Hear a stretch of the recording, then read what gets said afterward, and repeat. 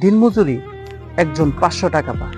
500 টাকা পাওয়ার পরে সে বাজারে যাওয়ার পরে সে 1 কেজি 2 কেজি চাউল কিনে, 1 কেজি আলু কিনে, 1 কেজি পেঁয়াজ কিনে, আর 1 কেজি বেগুন কিনে, আর মাছ হাটে যে 1 পোয়া মাছ কিনে।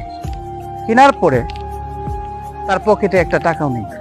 সেই সময় সে কি করে, তার যে 2টা বাচ্চা আছে বাড়িতে, এই 2টা বাচ্চাকে তার জন্য মজা বা সদাই নিয়ে যাবে, সেটা আর নিয়ে যাইতে পারে না।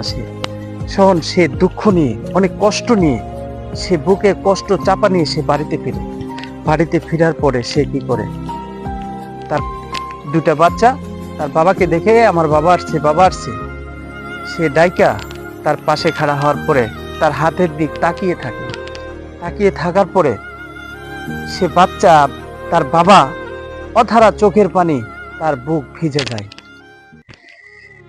সেই সময় যে আমি কি করব, এত কষ্ট, যন্ত্রণা, বেদনা নিয়ে আর বেঁচে থাকার মতো তার কোনো অস্তিত্ব থাকে না। সেই সময় সে কি করবে, তার সংসার এলোমেলো হয়ে যায়, তার নষ্ট হয়ে যায়। আসেন, আমরা যারা সফলতা আছে বা যারা এই বাংলার মাটিতে যারা কোটিপতি আছে, তাদের পাশে আমরা দাঁড়াই বা তাদের পাশে আমরা তাদেরকে সহযোগিতা করি।